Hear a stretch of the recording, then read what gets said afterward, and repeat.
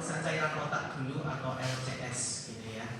Jadi ini sekilas saja saya kira cukup aja bahwa LCS itu dihasilkan oleh plexus choroideus, kemudian fungsinya untuk suplai nutrisi, barier mekanik, dan membawa hasil metabolisme ya. Kemudian rata-rata volumenya segini 90 sampai 150, kemudian di neonatus 110 sampai 60. Saya rasa ini di blog neuro juga sudah pernah dibahas ya. Kemudian aliran LCS nanti ada gambarnya. Kemudian ini plexus choroideus, ini yang penting ya. Jadi bahwa plexus choroideus ini kan jaringan kapiler ya yang membentuk LCS dari plasma. Jadi sebenarnya komposisi LCS itu mirip dengan plasma darah, tapi dia sudah disaring atau difiltrasi. Jadi kalau kita periksa LCS harusnya kadar-kadarnya itu mirip dengan plasma darah ya, karena dia merupakan hasil ultrafiltrasi selektif dari plasma, sehingga komposisi kimiawinya itu mirip dengan plasma tapi tidak bisa sama ya. Jadi pasti ada perbedaan karena dia merupakan saringan. Tuh, kemudian endothel plexus choroideus sebagai blood-brain barrier itu sudah ini adalah fungsi seperti umum. Kemudian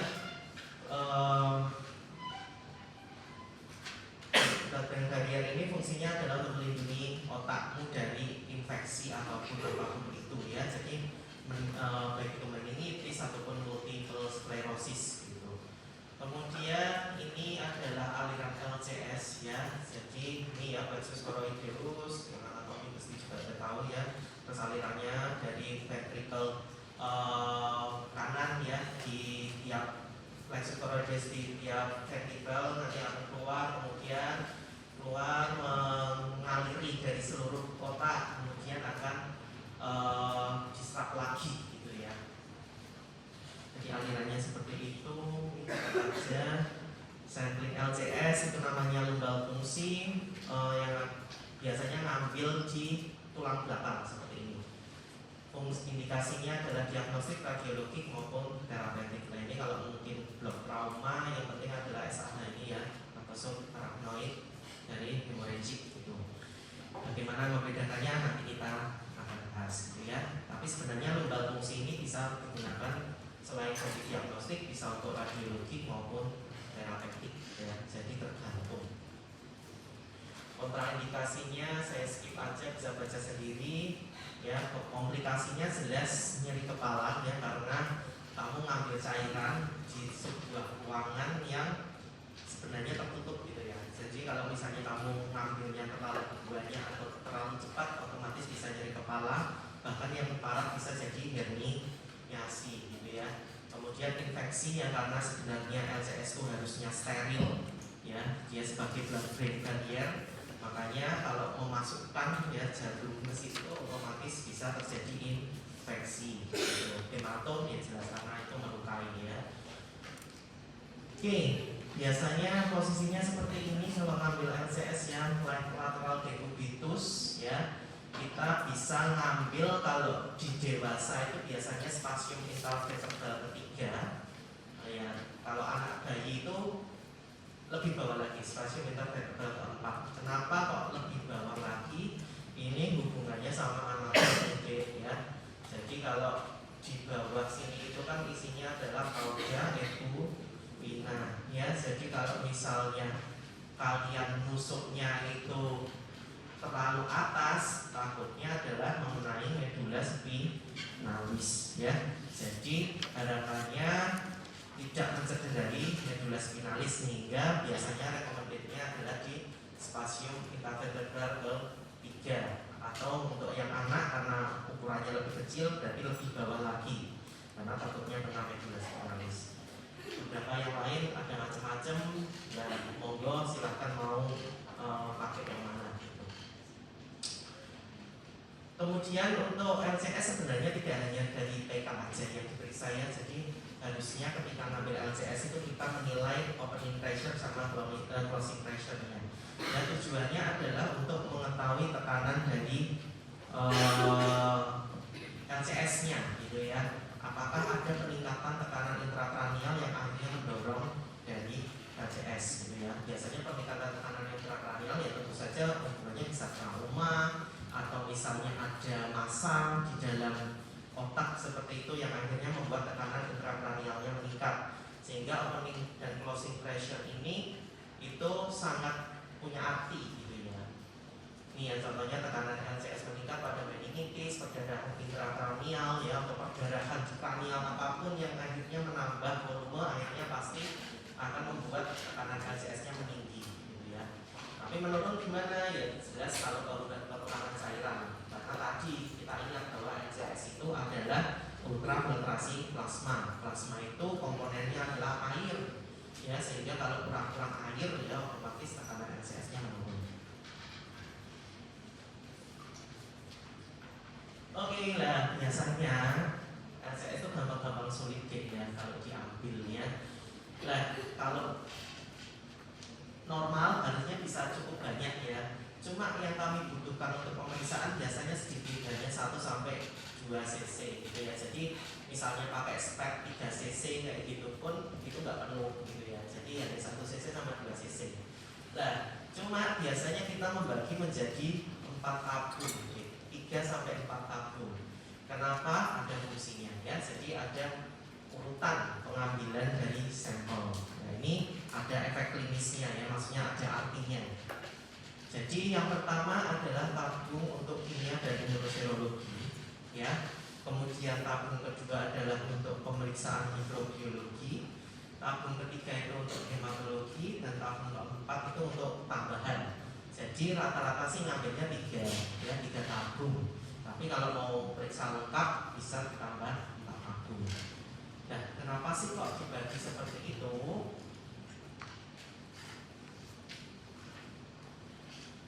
Tadi ada ceritanya di belakangnya. Nah, terus kemudian setelah ngambil LCS itu harus segera diperiksa deh. Jadi sampel LCS itu adalah hampir semua cairan tubuh itu tidak bisa ditunda, termasuk urin, termasuk apapun. Jadi maksimal 2 jam itu harus diperiksa gitu ya. Jadi kenapa? Karena perubahan dari zat-zat yang di dalamnya, entah protein, entah glukosa, entah bakteri atau apapun akan berubah kalau kamu melakukan penundaan. Sehingga paling better adalah dia langsung diperiksa segera ya. Ya, ini ada beberapa penyimpanan yang lain ya, misalnya untuk kimia. Kalau kimia sih asal di freezer seperti kimia itu contohnya kayak glukosa, kayak ini tuh kalau kalian punya freezer minus 30, tapi sayang ya minus 30 tuh benar-benar yang untuk penelitian biasanya, apalagi yang minus 80 gitu itu untuk penelitian. Jarang kulkas rumah tangga itu paling 0 sampai berapa, kalau nggak sampai minus 30. Itu kemudian kalau mikrobiologi di suhu ruang ya, kemudian sel count untuk sitologi biasanya 2 sampai 8 derajat, itu berarti suhu kulkas biasa. Nah, ya ini ya videonya. Jadi nanti yang Mbok lakukan salah satunya adalah yang seperti ini. Nah, seperti ini biar nggak kelamaan ya.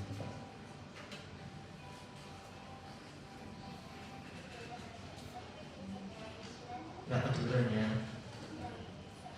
Lihat di situ ya. Ya. Jadi besok kalian itu melakukan makros. Yang pertama, makros ya dilihat aja ya. Dilihat bagaimana harusnya jernih, kerutkah, warna merah, warna kuning, warna hijau, warna apapun itu. Jadi benar-benar dilihat, dan ini adalah ngecek bekuan ya. Jadi ngecek bekuan itu harus dilihat. Nah, kemudian besok itu kalian akan melakukan yang namanya None sama Pendi. Nah, jadi tujuannya adalah untuk menilai protein LCS secara kualitatif ya. Jadi tidak bisa menghitung absolut, tapi kualitatif ya. Jadi hanya oh ini ada, ini tidak ya. Oh ini kira-kira banyak, ini enggak gitu ya. Bisa pakai mikropipet ataupun pipet apapun itu. Nanti butuh tabung reaksi sudah disediakan besok ya. Reagen None sama reagen Pendi ya. Oke, nah ini ya kalau di rumah sakit itu kadang dikasihnya dalam tabung spek gitu. Kemudian ini ya, ini jelas kalau di kami wajib identitas benar ya. Nah nanti kalian akan ada reagen none dan reagen Wendy ya. Masing-masing kita ambil secukupnya sebenarnya ya.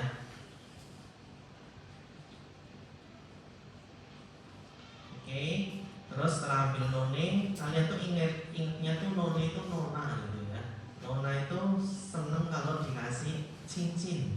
Jadi kalau misalnya pemeriksaan none itu pasti yang dilihat adalah cincin. Nah, gimana bentuk cincinnya nanti kita bisa melihat.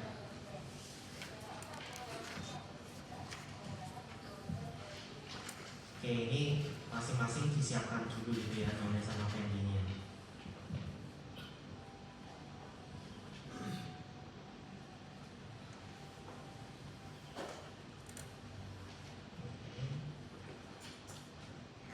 Kira-kira segitu ya nanti isinya di tempat besok.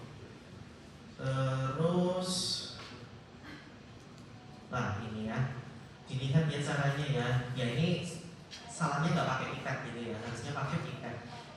Nah kalau none itu kamu harus neteskan melalui dinding tabung ya secara perlahan. Ya, jadi harus dari pinggir pelan-pelan. Ya, tujuannya apa? Supaya terbentuk yang namanya cincin. Tuh kelihatan nggak ya cincinnya? Dikit tipis tuh ya. Jadi ada di tengah-tengah. Nah harusnya seperti ini. Jadi yang diharapkan adalah terbentuk cincin. Ya, itu ya. Jadi harus pelan-pelan. Besok silakan melakukan none ini ya. Oke, terus derajatnya ya seperti itu bisa dibaca. Nah kalau pendi itu sebenarnya biasa aja. Yang penting diteteskan lagi tetes, kemudian dilihat kekeruhannya di latar belakang yang gelap seperti itu ya. Jadi lihatnya dia mau keruh atau tidak. Dan ingat sekali lagi ini adalah pemeriksaan kualitatif. Berarti cuma bilang bahwa oh LCS ini ada protein yang meningkat. Dah seperti itu. Dua-duanya nanti kita bahas lagi. Nah kalau di rumah sakit biasanya kita pakai alat ini jadi karena sudah tidak manual ya. Jadi kita biasanya menghitung secara otomatis ya. Nah nanti saya jelaskan. Nah di buku praktikum itu ada dua ya. Jadi untuk yang LCS itu adalah hitung jumlah, untuk yang transudat eksudat itu adalah hitung jenis. Nah besok saya mintanya satu aja ya Dik. Jadi yang LCS tapi diperiksa dua. Jadi hitung jenis dan hitung jumlah ya. Pakai sampel LCS saja. Yang transudat eksudat berarti cuma untuk periksa Rivalta gitu ya. Jadi itu caranya gimana? LCS-nya harus kamu sentrifugasi dulu ya. Jadi untuk yang sampel untuk hitung jenis harus disentrifugasi dulu. Oke, sekitar 2000 rpm 5 menit ya. 5 menit 2000 rpm. Kemudian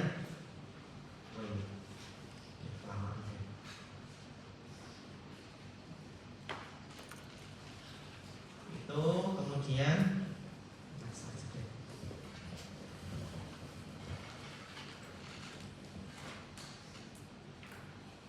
ya, terus yang gue ambil itu adalah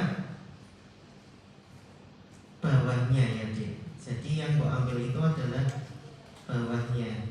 Lah, sisa bawahnya. Yang lain dibuang. Ya, jadi jangan ditumpahkan, tapi bawa pipet yang bagian atasnya, yang mau ambil adalah bawahnya, kemudian taruh di objek gelas, bikin pusam. Itu ya. Jadi setelah disentrifugasi, atasnya itu, bagian atasnya itu bawa pipet, tuangin, tinggalkan sisa yang bawah. Tapi jangan goyang ya, setelah sentrifugasi nggak goyang, biar lagi ya. Jadi setelah pelan-pelan kamu keluarkan bagian atasnya, kemudian bikin slide hapusan seperti ini. Kemudian nanti dicek ya, beri nama, kasih cek gitu ya, dicek di belakang nanti di meja berapa ya biasanya ya Mbak Arum tuh dibuat cek ya. dimetanol, kemudian dikasih gimsa, ya, seperti besok ya. Ini sebenarnya seperti kalau ngecat hematologi ini metanol ya, metanol itu untuk memfiksasi, kemudian habis itu dikasih gimsa. Tapi besok kelihatannya gimsa aja, jadi gimsa langsung diteteskan. Nah, jadi harus menggenang seperti ini ya. Oke, itu untuk yang hitung jenis, gitu ya. Hitung jumlah nanti saya akan jelaskan. Oke, jadi intinya LCS tadi ya, ada pemeriksaan makros, ya. Pemeriksaan makros itu melihat, ya. Kemudian kimia itu adalah non-pendinya. Kemudian mikroskopi itu adalah ya tadi ya, hitung jenis dan hitung jumlah.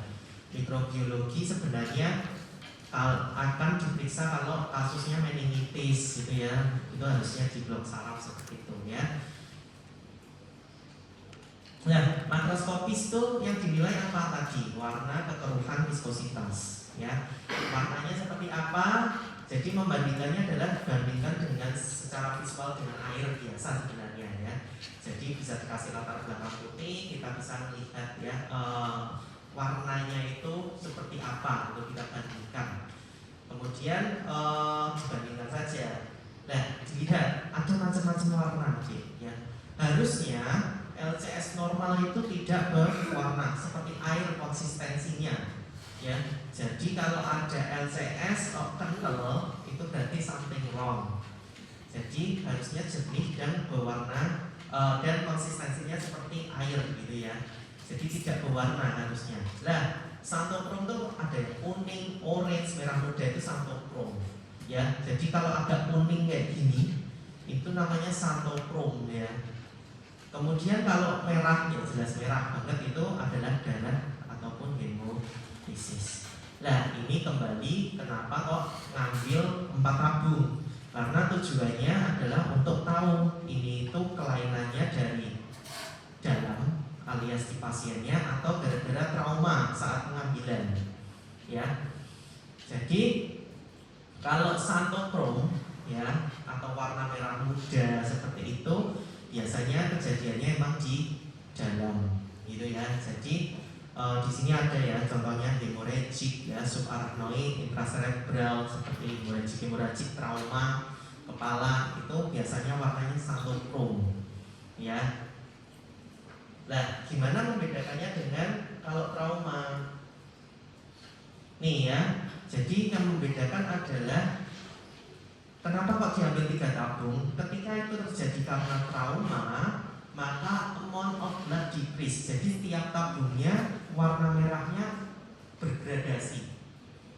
Ya, beda dengan yang hemorrhagic. Kalau hemorrhagic, ketiga tabungnya itu akan warna merahnya sama, gitu ya. Jadi kalau trauma dia akan beda. Kemudian ada streaking of blood, jadi ada bekuannya. Kalau ada bekuan darah baru, berarti itu kemungkinan karena traumatic death ya, alias pengambilanmu yang kurang oke itu ya mengenai pembuluh darah. Kemudian kalau hemorrhagic ya disperse alias tercampur gitu ya. Kemudian ada clot ya. Kemudian tidak xanthochrome kalau traumatic death ya, kalau hemorrhagic xanthochrome. Lagi. Ya, itu aja ya. Terus selain warna kekeruhan ya tadi. Kekeruhan itu bisa jernih, berkabut, kekeruhan ringan, nyata, sangat keruh seperti itu ya. Jadi harusnya normalnya adalah jernih, ini dia berkabut.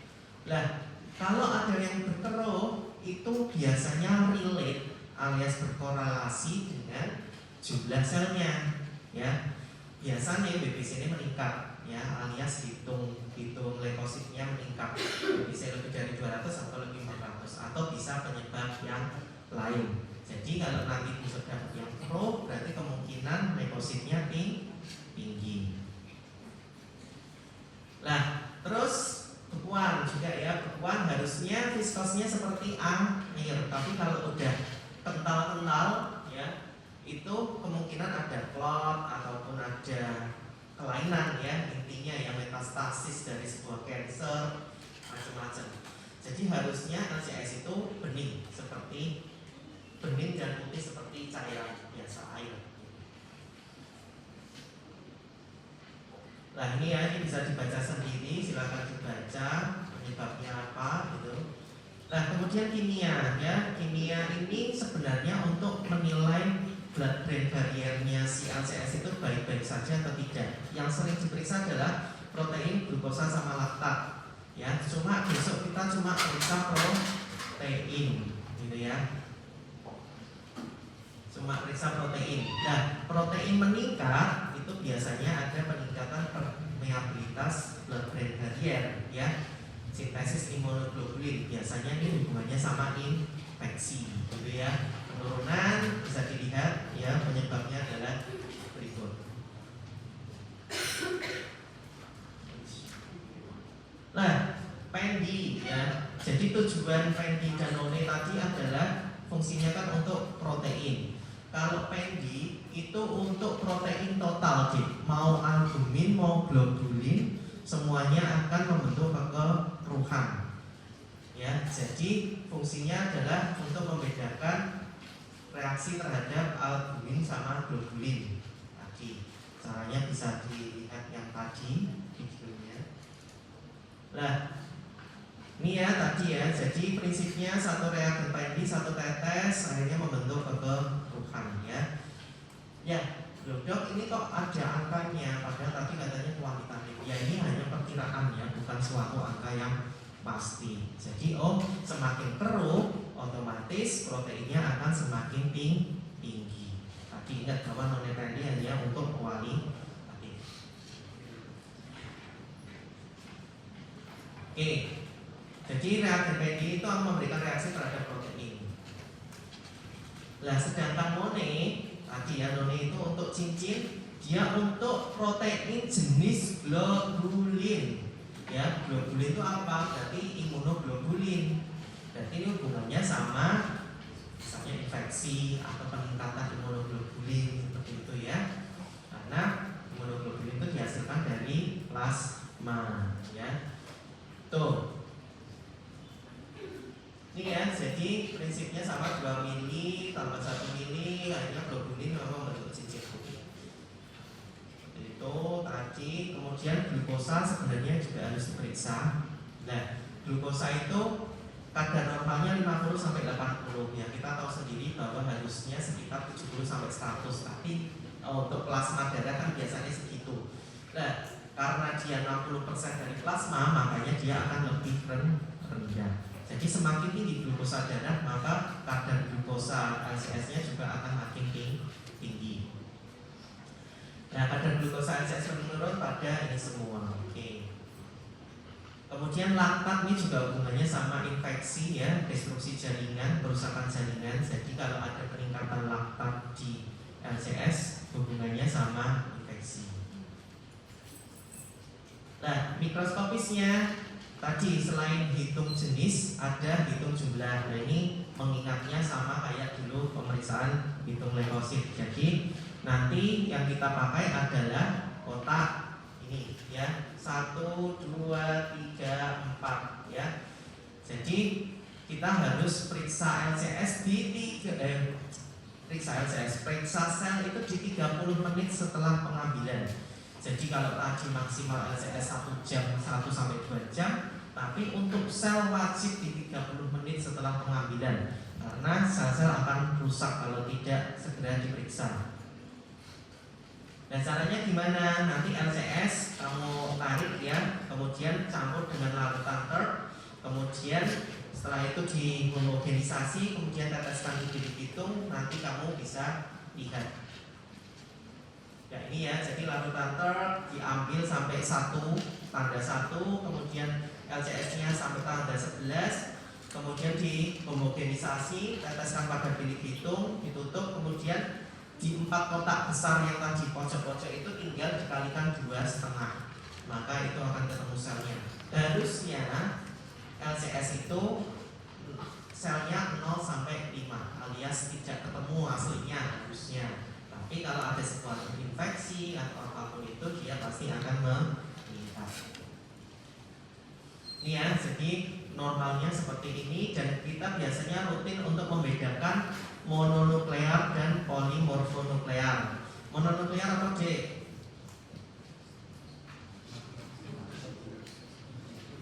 Monosit dan limfosit ya. PMN itu adalah neutrofil ya. Jadi harusnya dominansi mononuklear ya biasanya seperti itu. Tapi kadang akan bergeser ketika ada infeksi ya. Nih ya, bisa lihat ya, neutrofilnya tuh harusnya sedikit banget ya, dominansinya mononuklear. Ini bisa dibaca sendiri. Ya, ini contoh-contoh selnya ya. Kalau di sel LCS itu kalau ada misalnya perganasan atau apa, ini bisa dibaca sendiri. Nah ini ya, jadi untuk meningitis rata-rata biasanya warnanya keruh ya, dengan elevated WBC count, alias kita sering ngomong pleositosis ya, seperti itu. Jadi peningkatan dari WBC count, nah ini tergantung ya, kalau bakterial yang neutrofil, viral limfosit, tuberkulosis limfosit dan monosit, fungal itu limfosit dan monosit juga. Terus semuanya biasanya peningkatan protein, sehingga harusnya non-dependentnya positif ya. Kemudian glukosanya turun, laktatnya meningkat. Itu ya. Mikrobiologi biasanya dicek biasa dengan zero-sonatogram ya, ini ya contohnya. Jadi warna, kesenian, bekuan, non-dependent, protein total, jumlah sel ya. Jadi kalian tuh harusnya melakukan ini semua, tapi besok glukosa tidak dilakukan. Oke. Kemudian yang kedua adalah transsudat exsudat, gitu ya. Nah, transsudat exsudat itu kalau tadi LCS itu adalah cairan yang menyelubungi dari sistem saraf pusat, kalau transsudat exsudat ini adalah cairan serosa. Cairan serosa itu ada di mana? Di rongga-rongga tubuhmu ya, entah pleura, entah perikardial, entah peritoneum ya. Jadi itu adalah cairan serosa. Nah, kalau terjadi peningkatan akumulasi cairan serosa, itu yang kita namakan dengan infusi ya. Jadi sama komposisi seperti serum maupun plasma karena merupakan ultraviolet plasma. Nah ini diteratur oleh kekuatan tekanan kapiler ya. Jadi akumulasi cairan serosa itu kita sebut dengan infusi. Kalau di peritoneum biasa kita sebut dengan asites ya. Nah terus transsudat exsudat, kenapa kok ini perlu diketahui ya? Karena tujuannya untuk tata laksana gitu ya. Jadi kalau ada cairan entah di pleura, entah di peritoneum, asites, biasanya disedot. Fungsinya adalah untuk mengetahui ini penyebabnya apa, sehingga kita bisa tata laksana. Nah kalau transsudat itu hubungannya sama tekanan hidrostatik ataupun onkotik maupun osmotik. Ya ini mungkin sama ketika kalian membahas patogenesis asites ya, pada kondisi misalnya sirosis hepatis ya. Jadi sirosis hepatis itu sistemnya adalah transudasi ya. Kita jadi transsudat